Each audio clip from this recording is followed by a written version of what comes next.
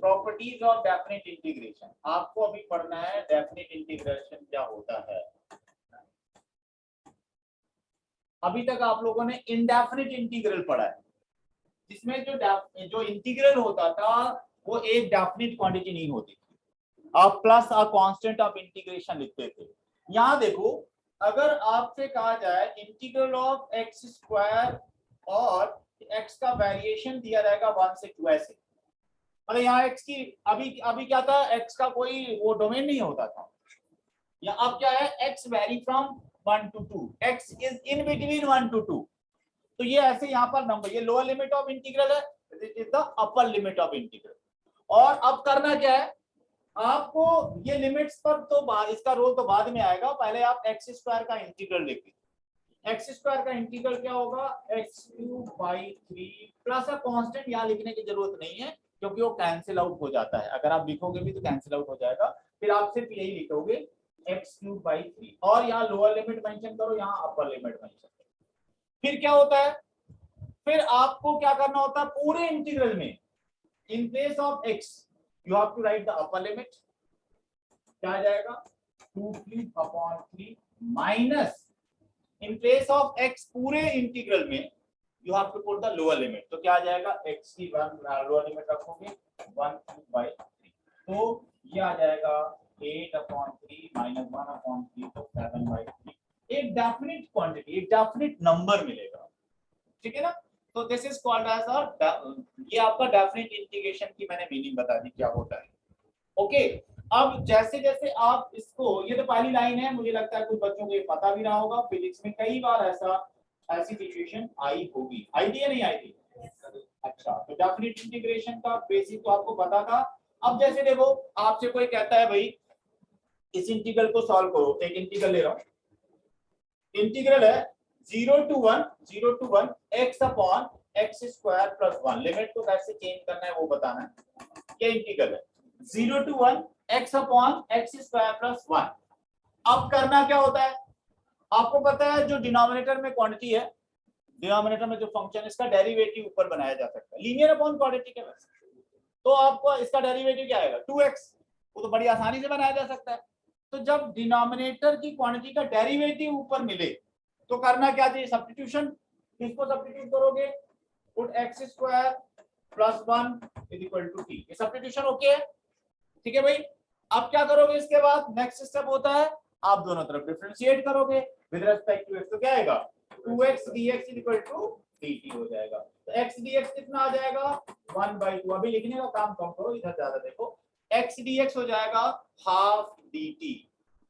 और बच्चों अब ये सारे चेंजेस अगर हम करेंगे तो i इज इक्वल टू आएगा x dx कितना होगा हाफ dt, और x स्क्वायर प्लस 1 को क्या लिया आपने, t लिया हुआ है, तो ये आ गया। इसके बाद का काम सुनो, जब ये t में कन्वर्ट हो जाएगा तो आपको ये लिमिट्स t की लिखनी, t की लिमिट्स लिखना है।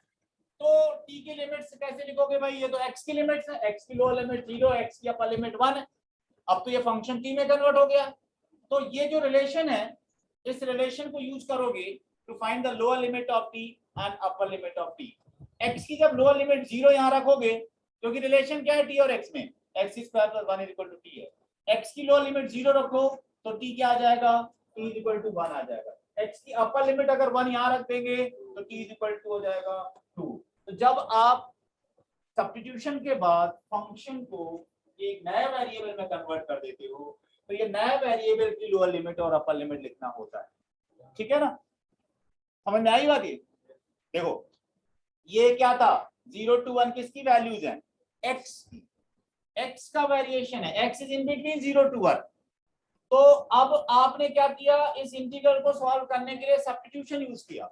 सब्स्टिट्यूशन क्या यूज किया, हमने डिनोमिनेटर को t लिया, क्यों लिया, क्योंकि इसका डेरिवेटिव ऊपर बना जाएगा, तो हमने x स्क्वायर प्लस 1 को t लिया, फिर डिफरेंशिएट किया तो 2x dx dt हो गया, x dx कितना हो गया हाफ। ये जब आप सब्स्टिट्यूशन करते हो इसका मतलब है पूरे फंक्शन को नए वेरिएबल में बदल रहे हो, आप कन्वर्ट कर रहे हो। आपका कौन से वेरिएबल में कन्वर्ट हो जाएगा, t वेरिएबल में कन्वर्ट हो जाएगा। तो x स्क्वायर प्लस 1 की जगह में t रख दिया, x dx की जगह में हाफ dt रख दिया। तो यहां सुनो, ये आपका जो फंक्शन है कौन से वेरिएबल में बदल गया, टी वेरिएबल। पहले किस वेरिएबल में था, एक्स वेरिएबल।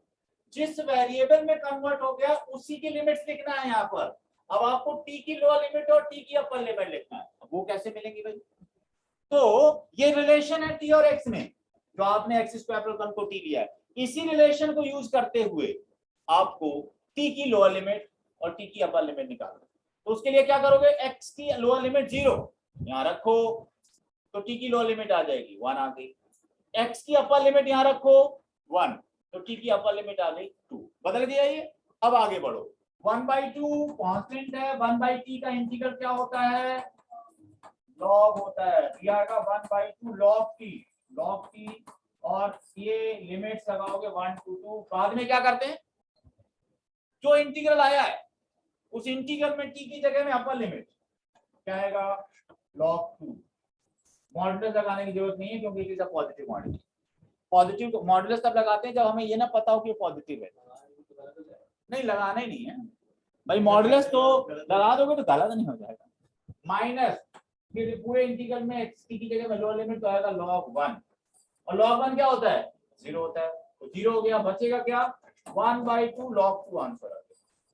1/2 log 2 इस इंटीग्रल का आंसर आ गया। तो मतलब जब आपकी लिमिट्स दी गई होंगी ना तो जो फाइनल रिजल्ट आएगा वो एक नंबर आएगा, एक कांस्टेंट। हां बेटा, log 2 की वैल्यू निकालनी, क्योंकि जो तुम वैल्यू जानते हो ना वो 10 बेस की, यहाँ बेस ई है जो मैंने लिखा नहीं। वैसे आप लोगों को बताया गया है कि भाई ई बेस से 10 बेस में कन्वर्ट करने के लिए कौन सी क्वांटिटी से मल्टीप्लाई करना पड़ता है। केमिस्ट्री में केमिकल काइनेटिक्स में मैंने बताया ई बेस से 10 बेस में कन्वर्ट करने के लिए 2.303 से शायद कुछ मल्टीप्लाई करना पड़ता है। ओके ठीक है, वो तो आप कर लोगे। अब सुनो, ये तो मैंने जस्ट आपको बताया है कि सब्स्टिट्यूशन के बाद लिमिट्स कैसे चेंज होती है। इंटीग्रल में जब लिमिट दी गई होती तो इंटीग्रल जो आता है उसको कैसे ट्रीट करते, इतना क्लियर है। यहां पर हमें क्या करना है, properties of definite integration. Properties जैसे a to b f of x dx equal to होता है a to b f of t dt equal to a to b f of u du। क्या है ये, क्या समझ में आया इतने से? मतलब ये कह रहे हैं कि चाहे भाई लिमिट सेम है तीनों में लिमिट सेम है, फंक्शन सेम है, ये टी एक्स वेरिएबल में है, ये टी वेरिएबल में, ये यू वेरिएबल।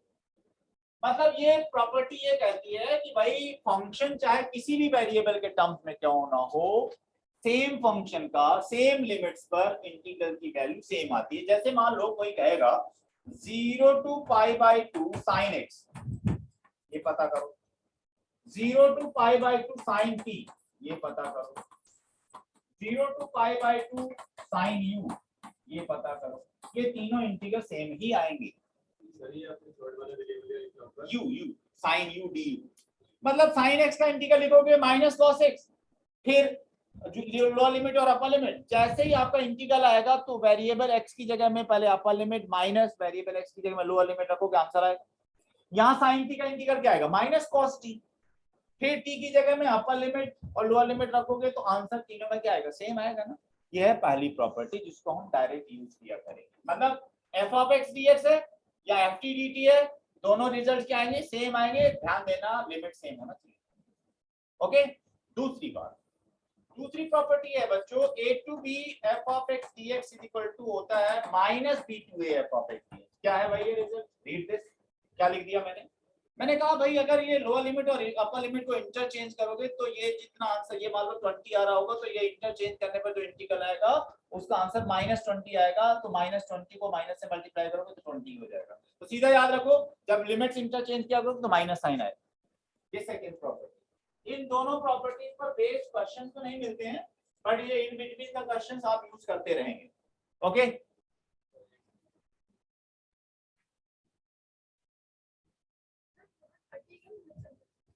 हाँ पढ़िए। ओके नेक्स्ट, थर्ड प्रॉपर्टी से क्वेश्चन स्टार्ट हो जाएंगे। थर्ड प्रॉपर्टी जो बताई जाएगी उसी से आपके ये क्वेश्चन स्टार्ट हो जाएंगे। एंट्रेंस लेवल पर क्वेश्चन पूछे गए हैं उस पर, ठीक है।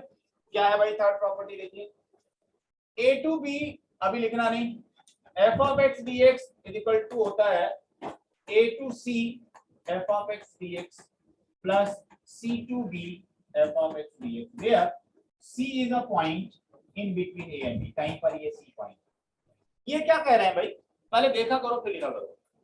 A to B f of x dx, ये x का जो वेरिएशन है A और B के बीच, x vary from A to B, x is in between A and B।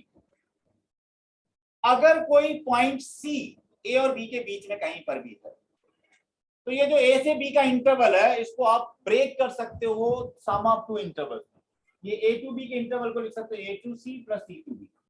तो ये इंटीग्रल क्या हो गया, A to C same f of x dx plus C to B f of x dx। एक और बात ध्यान दो, अगर मान लो यहाँ A है, ये B है, ये पॉइंट है, यह पॉइंट है, यहाँ C1 है और ये C2 है, ये C1 है और ये C2 है, तो ये जो इंटीग्रल होगा इसको क्या लिख सकते हो, A to C1 f of x dx plus C1 to C2 f of x dx plus C2 to B f of x dx। बात समझ गए? अब जो A और B के बीच का जो इंटरवल है उसको सम ऑफ सब इंटरवल्स लिखा जाता है। अब इस प्रॉपर्टी को नोट करो और इस प्रॉपर्टी पर बेस में कुछ छोटे छोटे से क्वेश्चन डिस्कस करेंगे। पहले तो देखो क्या लिखा,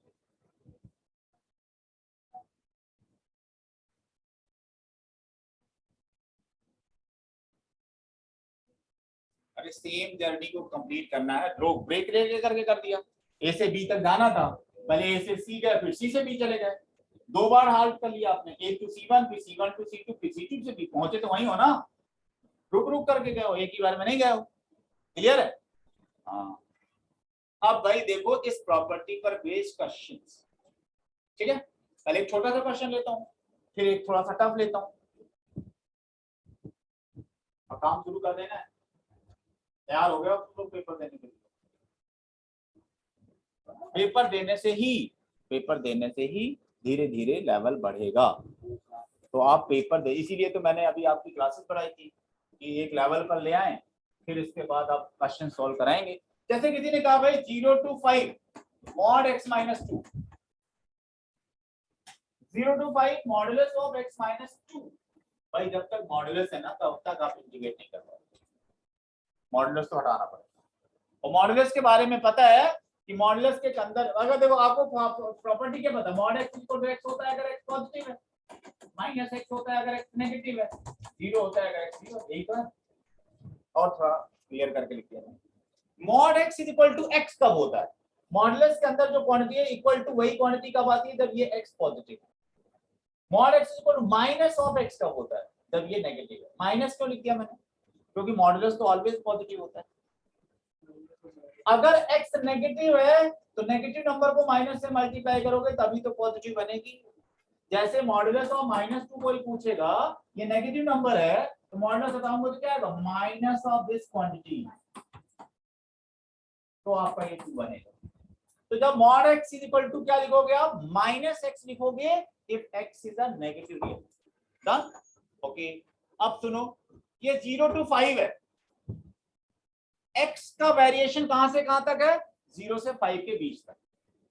ये बताओ 0 से 5 के बीच में जब x होगा तो ये कहां पर पॉजिटिव रहेगा, 0 से 5 तक x को वेरी कराना है, यहां पर 2 तक देखो, अगर x 0 और 2 के बीच में रहेगा तो ये नेगेटिव रहेगा या पॉजिटिव, x 0 और 2 के बीच में रहेगा तो ये नेगेटिव रहेगा, जब x 2 और 5 के बीच में होगा तो ये पॉजिटिव रहेगा। इसका मतलब, और हमें पता है कि मॉडुलस के अंदर की क्वांटिटी कहां पर पॉजिटिव है कहां पर नेगेटिव है, उसके अकॉर्डिंग इस इंटरवल को हमें स्प्लिट करना चाहिए। तो क्या करना है, जहां पर मॉडुलस 0 हो रहा है वहां पर इस इंटरवल को स्प्लिट करो। कहां पर 0 हो रहा था, 2 पर, तो मैंने 0 to 5 के बीच में एक नंबर 2 लिया और वो प्रॉपर्टी यूज की। क्या करूंगा, 0 से 5 तक जाना था तो 0 से 2 जाएंगे पहले, फिर कहां तक जाएंगे, 2 to 5 जाएंगे। ये क्लैरिटी आ गई भाई, 0 to 2 mod x minus 2 plus 2 to 5 mod x minus 2। Done? ये लाइन क्लियर है भाई सबको, अनंत ओके है? अब सुनो भाई, ये बताओ जब x 0 और 2 के बीच में है तो ये नेगेटिव है या पॉजिटिव, नेगेटिव है तो मॉडुलस हटाएंगे तो क्या आएगा, माइनस ऑफ दिस आएगा। जब x 2 और 5 के बीच में है तो ये क्या है, पॉजिटिव है, तो मॉडुलस लगाएंगे तो क्या आएगा, सेम क्वांटिटी, मॉडुलस करके अब तो इंटीग्रेट हो जाएगा ये भाई, माइनस एक्स प्लस 2 हो गया ना ये, तो माइनस एक्स का इंटीग्रेशन क्या आएगा, minus x square by 2, minus minus plus 2 है, प्लस 2 का इंटीग्रेशन क्या आएगा 2x, और इंटीग्रल का 0 से 2 तक इंटीग्रेट कर दिया इसको मैंने, देखो भाई माइनस एक्स का integration minus x square by 2 minus minus plus plus 2dx हो गया 2x, इंटीग्रल आ गया 0 से 2, अब इसको इंटीग्रेट करो, ये क्या आएगा x square by 2 minus 2x, और कहां से कहां तक 2 to 5। अब आपको पता है क्या करना है, पूरे इंटीग्रल में x की जगह में अपर लिमिट रखना है, माइनस पूरे इंटीग्रल में x की जगह में लोअर लिमिट, ये सब कैलकुलेशन करने के, फिर प्लस पूरे इंटीग्रल में x की जगह में अपर लिमिट, माइनस पूरे इंटीग्रल में x की जगह में लोअर लिमिट, ये कर लोगे, ठीक है भाई। एक क्वेश्चन दूं, एक क्वेश्चन दे रहा है जो सॉल्व करेंगे, आंसर बताएंगे किसका कितना आता है, बट तुम लोगों का क्या है कि एक अच्छी बात है, सबके अलग अलग आंसर आएंगे, पता नहीं कहां से कैलकुलेशन सीख करके आए। हाँ अच्छी बात है, डिफरेंट डिफरेंट स्कूल से पढ़ के आए। लिखो 0 to 5 modulus of x square minus 5x plus 6, 0 to 5 modulus of x square minus 5x plus 6, इसको सॉल्व करो, सॉल्व करिए।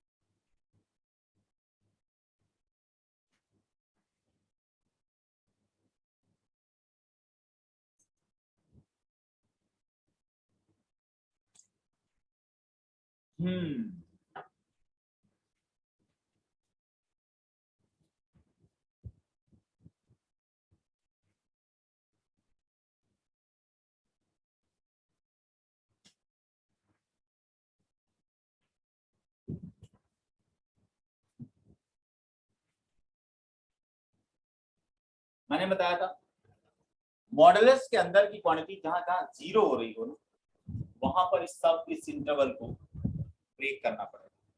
तो देखो कहां जीरो हो रही है quantity, x square minus 5x plus 6, zero कहां हो रहा है 2 और 3 पर, ये करेक्ट है, 0 और 5 के बीच में आपको पता चल गया 2 और 3 दो नंबर है, तो ये जो इंटरवल था 0 से 5 का वो कैसे ब्रेक किया जाएगा, 0 to 5 सॉरी 0 to 5 ही तो था, 0 से 2 मॉडल रहेगा, प्लस 2 to 3 प्लस 3 to 5, ये पहला काम था। और उसके बाद अब देखना है 0 से 2 के बीच में कहां पर ये पॉजिटिव है या नेगेटिव, ये क्वांटिटी 0 से 2 के बीच में पॉजिटिव है या नेगेटिव, कैसे पता चला, वैल्यू पुट क्या की 1 कर दी तो क्या आया, 1 कर दिया तो क्या आया, क्या है पॉजिटिव है नेगेटिव आया, तो पॉजिटिव आया यार, पॉजिटिव आया तो क्या लिखोगे, मॉडुलस हटाओगे सेम क्वांटिटी आएगा, पॉजिटिव आया तो मॉडुलस हटाओगे सेम क्वांटिटी आएगा, 2 to 3 में बताओ नेगेटिव आएगा, करेक्ट, तो मॉडुलस है तो ये आएगा x square minus 5x plus minus 3 to 5 में पॉजिटिव आएगा। चलो चलो ये तो तुम लोगों ने करेक्ट बताया, आगे का कैलकुलेशन हो जाएगा, यहाँ नहीं करेंगे, ठीक है भाई। इस तरीके से अब तो ओके, मॉडुलस हट गया, इंटीग्रेशन हो जाएगा, अब तो सिर्फ कैलकुलेशन बचा है वो आप करेंगे। तो ये आपको बताया गया मॉडुलस में इसका यूज करेंगे, जो प्रॉपर्टी बताई गई थी कि जो आपका 0 से 5 इंटरवल था, तो 0 से 2 plus 2 to 3 plus 3 to 5 done. बिल्कुल फैक्टराइजेशन करके भी कर सकते थे। वो फैक्टर्स इसके ये आ जाते x minus two into x plus x minus three, ये फैक्टर्स आ जाते। फिर इसके बाद ये जीरो कहाँ पर हो रहा था, 2 और 3 पर। फिर एक और बात है, ये जो इनइक्वालिटी है ना x minus two into x minus three, negative कहाँ होती है, जब x 2 और 3 के बीच में होता है। पॉजिटिव कहाँ होती है, या तो 3 से ग्रेटर या 2 से कम में वो पॉजिटिव रहता है। वो थोड़ा क्वाड्रेटिक इनइक्वालिटी इन्होंने नंबर रख रख करके भी देख लिया, वो कैसे करते हो it is up to you. ठीक है, अब आते हैं बच्चों एक फंक्शन के बारे में, और आपको पता है किसी ने कहा 1 से 2 ब्रैकेट x, 1 to 2 नहीं लेते हैं भाई, 1 to 5 कर दो ऐसे, ये आया इंटीग्रल, छोटा सा इंटीग्रल है 1 to 5 ब्रैकेट x की। अब इसको कैसे सॉल्व करें, ब्रैकेट जब तक रहेगा तब तक इंटीग्रेट होगा नहीं। ग्रेटेस्ट इंटीजर फंक्शन है ये। ग्रेटेस्ट इंटीजर फंक्शन के बारे में आपको पता है कि भाई ये दो इंटीजर के बीच में x जब होता है तो आउटपुट क्या आता है, छोटा वाला इंटीजर। अगर x 1 और 2 के बीच में रहेगा तो ब्रैकेट x क्या देगा, 1। जब x 2 और 3 के बीच में होगा तो ब्रैकेट x क्या आएगा, 2। तो भाई ब्रैकेट x की जो वैल्यू है एक दो इंटीजर के बीच में सेम रहती है। तो 1 to 5 है तो इसको क्या लिखेंगे, 1 to 2 bracket x dx plus 2 to 3 bracket x dx plus 3 to 4 bracket x dx plus 4 to 5 bracket. ये तो भाई ब्रेक कर लिया हमने इंटरवल को, 1 to 5 को, 1 to 2 plus 2 to 3 plus 3 to 4 plus 4 to 5। ठीक है भाई, ओके है। अब बताओ निशिता त्रिपाठी, जब x 1 से 2 के बीच में तो ब्रैकेट x क्या होगा, वाह तुमने बोला था। जब x 2 से 3 के बीच में तो ब्रैकेट x क्या होगा, गुड।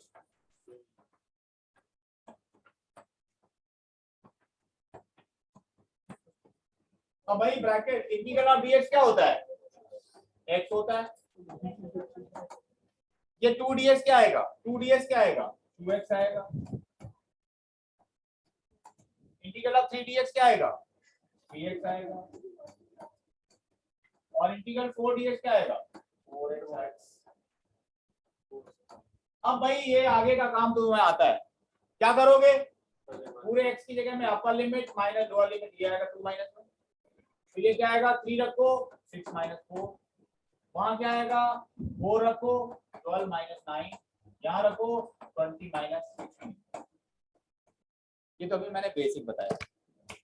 अब भाई एप्लीकेशन ऑफ माइंड चेंज किया गया क्वेश्चन एक आता है। देखो आप लोग बच्चों कॉन्सेप्ट समझते हो, फिर उसको अप्लाई करना होता है। क्वेश्चन तो जनरली एंट्रेंस में एप्लीकेशन बेस्ड आता है, तो रूल पता चल गए। अब इसमें क्या देख रही हो, ठीक तो है, क्या डायरेक्ट कर दिया,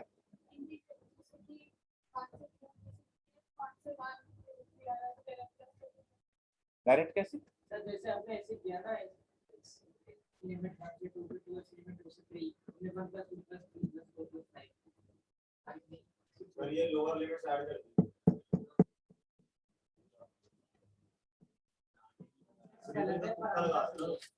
कभी तुक्के से सेम बाई चांस आ गया होगा, ऐसा नहीं होता है। अब आप नेक्स्ट चीज पर आओ, सुनो अब दिमाग वाली चीज आई, 0 से 2 bracket x square dx।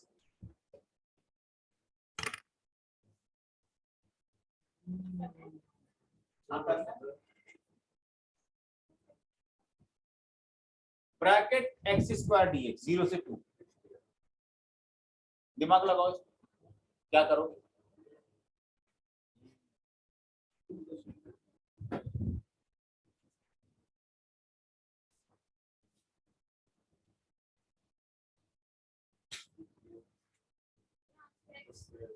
x आएगा नंबर आएगा, हाँ छोड़ सकते, पता नहीं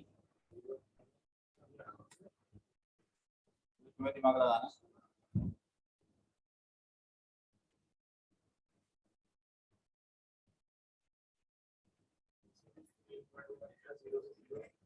जीरो से जीरो, जीरो से जीरो तो बनेगा नहीं, हाँ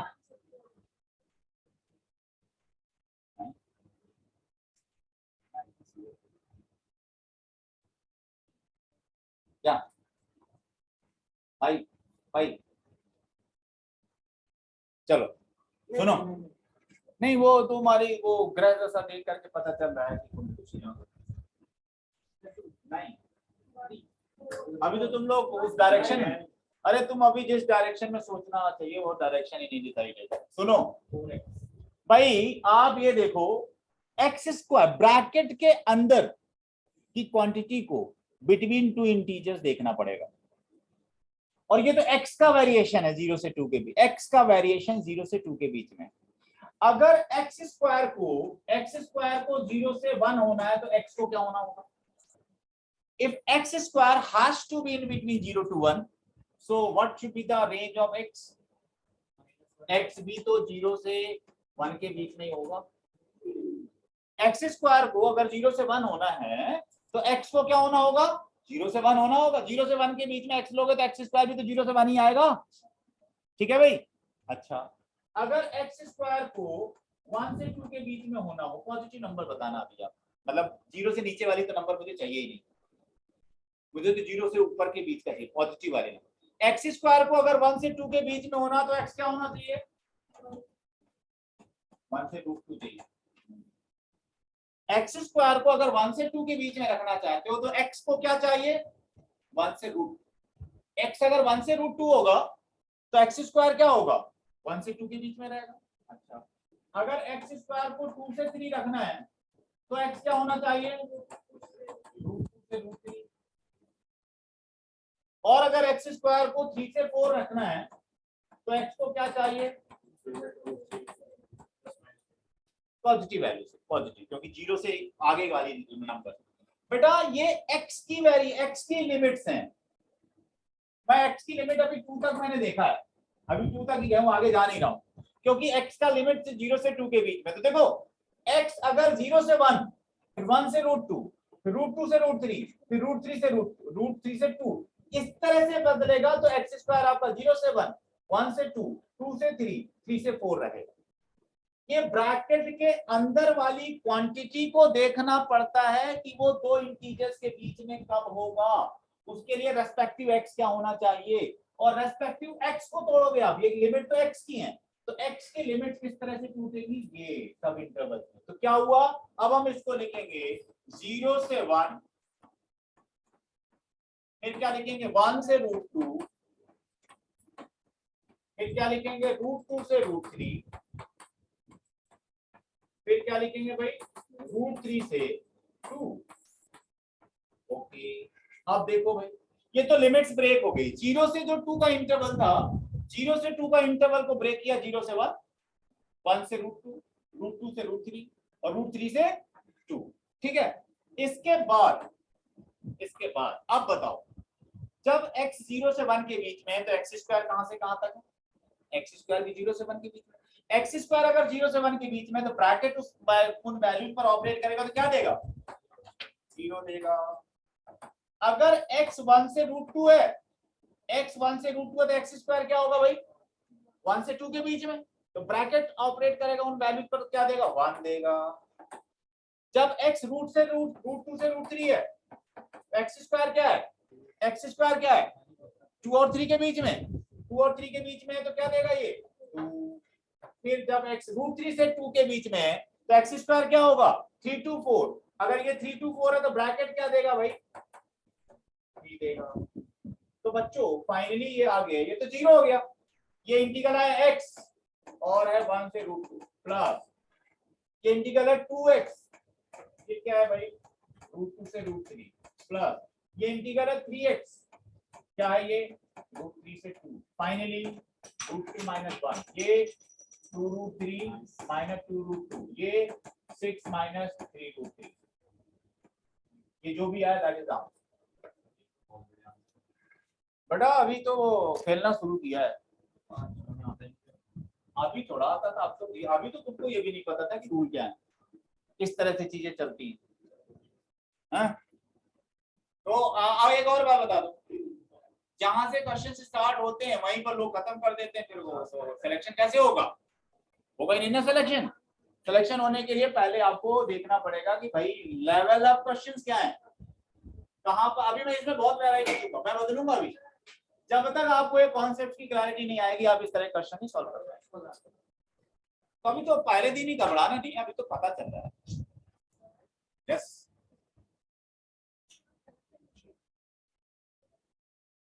हमने तो सही लिखा है, तुम्हें लग रहा है जो अभी रहा नहीं यार, इसको लगाने का बोलो भाई। इशिता सोनी ठीक है, गलत तो नहीं है कहीं? नहीं है गलत, देखो पड़ोसी से चेक करो, तुम उधर ही चेक करो पड़ोसी, उसको डांट दो वहां पर। बोलो बोलो बोलो ऐसे डांट पूछने दो उसको। हाँ सर जैसे लिमिट 0 to 1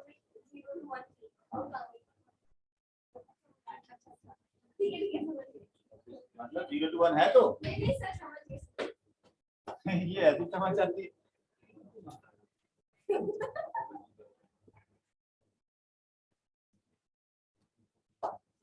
एक क्वेश्चन दे रहा हूँ अभी तो बेटा 0 to सॉरी 0 नहीं करता, -1 से आपका 1 तक ले जाता हूँ और यहाँ 2x - 1 कर देता हूँ। -1 to 1 ब्रैकेट 2x - 1 गेम की जैसे खेलो।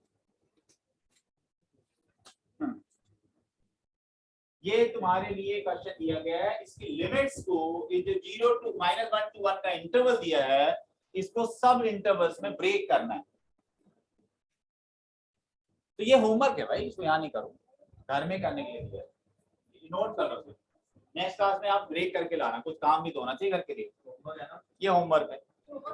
यस अब नेक्स्ट आओ, अभी मैंने अरे बेटा अभी तो 3 प्रॉपर्टी बताई, अभी 4 है, अभी 4 और सर और है खाता हूँ अभी तो टाइम है, अभी तो लेक्चर शुरू ही हुआ। कहाँ तक तुम लोगों ने केमिस्ट्री अभी ज्यादा नहीं, अभी तो टाइम है। सुनो अब नेक्स्ट प्रॉपर्टी, ये बहुत छोटी सी प्रॉपर्टी बता रहा हूँ, ध्यान देना भाई। 0 to a f of x dx, 0 to a f of x dx, ध्यान देना इसमें लिमिट 0 to a है, a की जगह में कोई भी नंबर होगा, लोअर लिमिट 0 है। f of x dx equal to होता है 0 to a f of a minus x। पहले ये बताओ हो क्या रहा है, यहां पर ये कह रहे हैं कि भाई अगर फंक्शन में x की जगह अपर लिमिट -x रख दिया, फंक्शन में x की जगह अपर लिमिट -x रख दिया तो एक नया फंक्शन आ जाएगा, उसका जो इंटीग्रल होगा with in the same limit वही होगा जो इसका। पहले तो इस प्रॉपर्टी को हम प्रूव करके देखें कैसे होगा ये। अब RHS की बात करो, पहले राइट हैंड साइड देखो, राइट हैंड साइड इन्होंने कहा 0 to a f of a minus x dx, right hand side क्या है 0 to a f of a minus x dx। आप बताओ अगर मैं a minus x को t ले लेता हूं, put a minus x as t, put a minus x as t, तो जब आप सब्स्टिट्यूशन करोगे तो भाई फंक्शन बदल जाएगा t वेरिएबल में, तो t वेरिएबल में जो फंक्शन है उसको t के रिस्पेक्ट में ही इंटीग्रेट कर पाओगे, तो आप क्या करो डिफरेंशिएट करो बोथ साइड्स, क्या आएगा डेरिवेटिव 0 -1 = dt by dx, मतलब -dx = क्या हो गया, -dx = हो गया dt, तो dx कितना हो गया -dt। भाई ये सारे चेंजेस राइट हैंड साइड में किए जाएं, RHS क्या आएगा, f of a minus x को हमने क्या लिखा है t, और dx कितना हो जाएगा -dt। जब फंक्शन आपका न्यू वेरिएबल में चेंज होता है तो उसी की लिमिट्स आती है ना। अब t की लिमिट बताओ, ये तो x की लिमिट थी, जब x 0 है तो t कितना है a, जब x a है तो t कितना है 0। तो फाइनली देखो भाई RHS आ गया है 0, a to 0 हो गया, मैं लिमिट इंटरचेंज, ये माइनस साइन है भाई, माइनस साइन लगा हुआ है, a to 0 है f of t dt, limits interchange कर रहा हूं, लिमिट्स इंटरचेंज करूंगा तो एक साइन आएगा माइनस का, तो माइनस का साइन ऑलरेडी है तो प्लस हो जाएगा 0 to a f of t dt। एक बात बताओ, मैंने कहा था पहली प्रॉपर्टी से dt का लेकर आया, माइनस का dt का लेकर के आया था, अब लिमिट इंटरचेंज करूं तो एक और माइनस लाऊंगा तो प्लस हो गया। अब मैंने पहली प्रॉपर्टी बताई थी लिमिट सेम हो, फंक्शन सेम हो, चाहे वो t वेरिएबल में हो, चाहे x वेरिएबल में हो, चाहे u वेरिएबल में सेम होता है, ये किसके इक्वल हो गया, ये LHS के इक्वल हो गया। 0 to a f of x dx ही तो है ये, 0 to a f of t ये LHS। मतलब ये हुआ बच्चों कि किसी भी फंक्शन में x की जगह में अगर अपर लिमिट माइनस एक्स रख दिया जाएगा तो जो नया इंटीग्रल आएगा वो वही होगा जो पहले वाले फंक्शन का था। ये पहले नोट करो।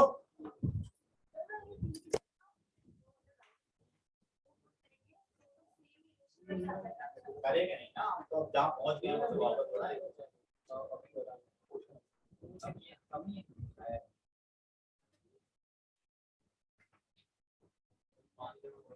मंगा रहे साइन करा रहे। अरे यार पहले इसको जल्दी नोट करो, आगे बहुत ही अच्छी बात बतानी है। जल्दी फास्ट। मेहुल इधर कॉपी करो। कर दिया तो तुम समझते नहीं हो, कॉपी करने में जुटे रहते हो।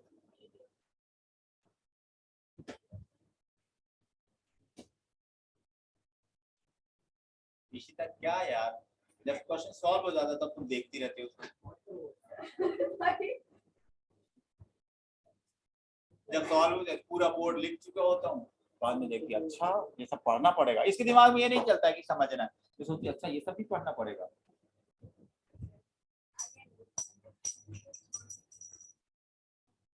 ठीक है भाई, अब चलो इसको यूज करके देखते हैं, इस बात को यूज करके देखते हैं। जैसे आपसे 0 से पाई बाई कितने का भाई, 0 से pi by 2 sine square x बताओ। तो बच्चों क्या करोगे आप, इधर ध्यान देना। 0 से pi by 2 sine square x, तो साइन स्क्वायर एक्स का इंटीग्रेशन तो अभी किया, साइन स्क्वायर एक्स का इंटीग्रेशन तो आता है आपको। मैं बच्चों अब वो बिना इंटीग्रल जो आपने पढ़ा हुआ उसको यूज किए हुए इसका इंटीग्रल सॉल्व करेंगे। कैसे, रोमन नंबर पाई बाई 2 है वो।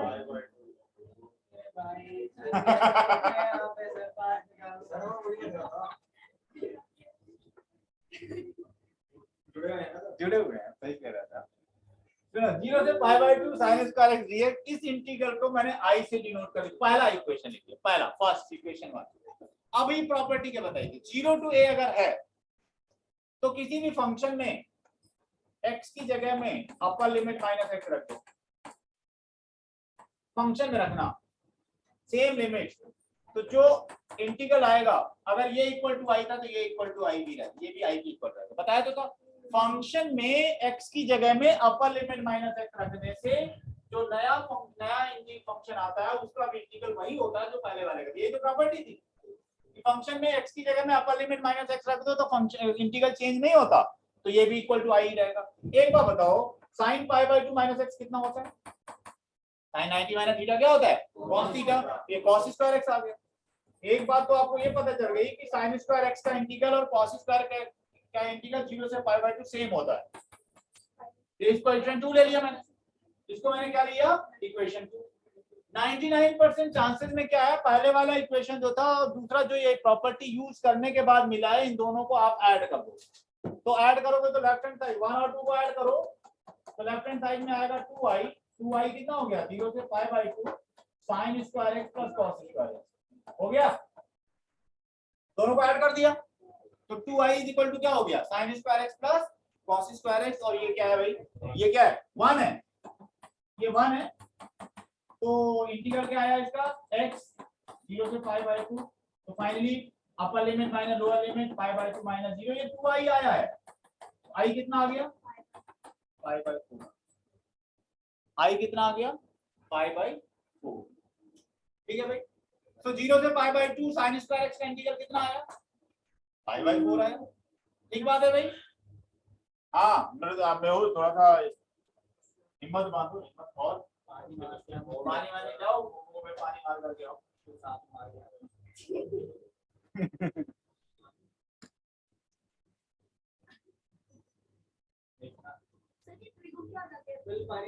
क्या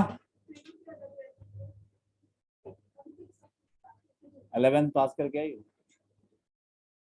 11th एंड 12th में क्या डिफरेंस है?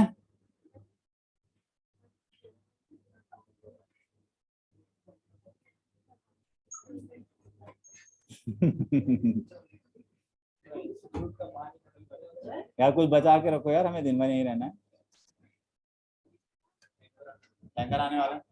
चलो सुनो, ये सर ठंडा पानी दो। इंडिया पानी की क्राइसिस लंका श्रीलंका को देखो ना, क्या प्रॉब्लम, क्या प्रॉब्लम आ रहा है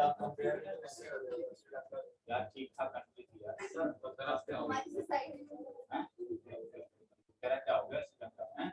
अरे बहुत कुछ हो गया बेटा, वहाँ कुछ बचे नहीं है। हाँ ओके नेक्स्ट। अब जैसे किसी ने कहा भाई ये इंटीग्रल है 0 से π/2 root sine x upon root sine x plus root cos x. देखो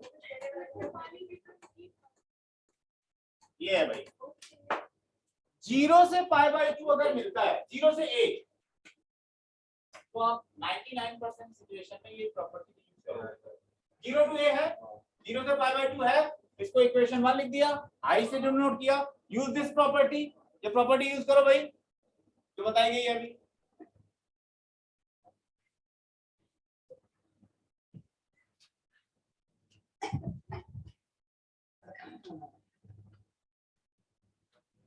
फर्स्ट बैच से बैठा था तो तुम्हें मना किसने किया? जाने के सर इससे फर्क क्या पड़ा? प्रॉपर्टी यूज किया, क्या आया? Root cos x root cos x, root cos x root cos x plus root sin x। Root sine x आ गया। ये इंटीग्रल भी i के इक्वल होगा, 2 लिखो, इसको ऐड कर दो दोनों को। 2i इक्वल टू क्या होगा? 2i इक्वल टू क्या होगा? 0 से π/2 वो 1 हो जाएगा। अरे इन दोनों को ऐड करोगे ना तो एलसीएम सेम रहेगा। ऐड करो, इन दोनों को ऐड करो, सेम आंसर नहीं है चलो सेम आंसर आएगा। ये 1 हो जाएगा तो ये π/4 हो जाएगा, 2i सॉरी π/2, तो i equal to π/4, same answer आया। थ्योरम नहीं बनेगी, बट ये प्रॉपर्टी यूज करना सीखो कि आपके कई क्वेश्चंस इसी से सॉल्व हो जाते हैं। ठीक है ना? आज क्या इतना तुम लोग थके हुए लग रहे हो यार?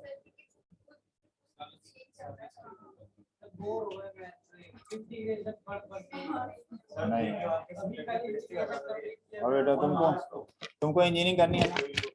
वो आ गए तो नेक्स्ट क्वेश्चन थके हो? हां सर बहुत ज्यादा तो पढ़ती है तो आंखें भी लिख रही है आपको सब हाँ, एक क्वेश्चन और सॉल्व करो। बस एक और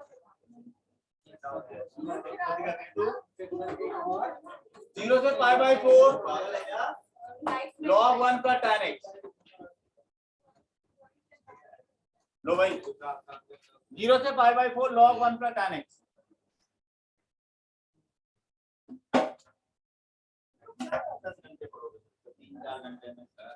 आज एनर्जी की एनर्जी तो एनर्जी की देखो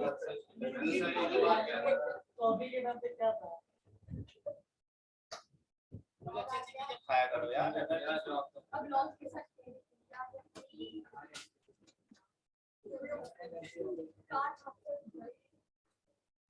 आठ घंटे तो बच्चे पढ़ लेते हैं, कुछ वीकेंड बैच में तो यही होता है। वीकेंड में तो 8 आवर्स चलती है क्लास। नहीं वो हफ्ते की तरह से एक हफ्ता साढ़े घंटे लगाते हैं, तो लगाते हैं। कहाँ से लाएंगे? जल्दी करो, जल्दी इसको solve। 5/8 सर। नहीं नहीं सॉल्व करो। अरे एक प्रॉब्लम में प्रॉपर्टी यूज करो। सर यही सेम आंसर है नहीं नहीं है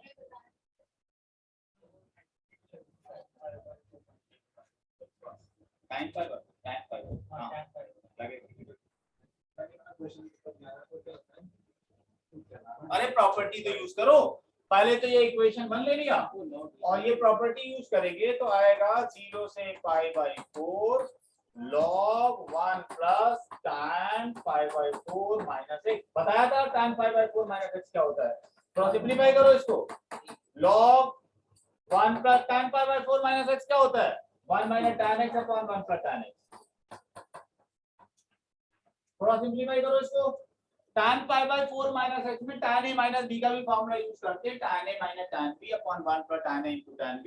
tan π/4 की जगह हम 1 रखते तो यहीं पहुंच जाते आप। तो थोड़ा और एलसीएम लेके सिंपलीफाई करोगे तो क्या आएगा? i इक्वल टू आएगा 0 से π/4 log 1 प्लस tan x हाँ plus 1 minus tan x upon 1 plus tan x ये आया, और ये tan x कैंसिल आउट हो गया, तो ये I इक्वल टू आ गया 0 से पाई बाई 4 log 2/1 पर tan x, और अब ऐड कर दो, इक्वेशन 2 ले लिया इसको। थोड़ा सा प्रॉपर्टी यूज करने के बाद इसको सिंप्लीफाई करना पड़ा, सिंप्लीफाई करने के बाद ये आया log 2/1 प्लस tan x। अब दोनों को ऐड करो, 1 और 2 को ऐड करो, तो 2i इक्वल टू क्या आएगा बता दो इसको, 2i इक्वल टू आएगा 0 से pi by 4 log 1 plus tan x plus log 2/1 plus tan x। बताओ क्या हुआ ये, log a plus log b क्या होता है, log a into b, तो ये कितना आ गया 0 से पाई बाई 4 log 2 आ जाएगा। ये जब आप simplify log a into b करोगे तो 1 प्लस tan x से कैंसिल आउट हो जाएगा। log 2 is a constant quantity, ये 2i की वैल्यू आई है, log 2 कांस्टेंट है, तो 2i इक्वल टू आएगा log 2 और 0 से पाई बाई 4 dx।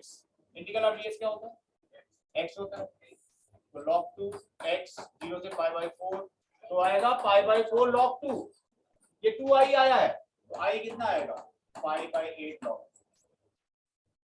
सो बच्चों अभी आपको मैंने बताया है कि ये प्रॉपर्टीज कैसे यूज करना है, ये बेसिक नहीं है। देखो ऐसा है, वैसे तो बोर्ड एग्जाम्स में ये 3-4 बार आ चुका है, सेम क्वेश्चन 4 मार्क्स में आया है, तो बोर्ड लेवल का तो आपको बहुत जल्दी पहुंचा दूंगा।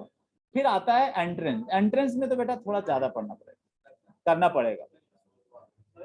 हाँ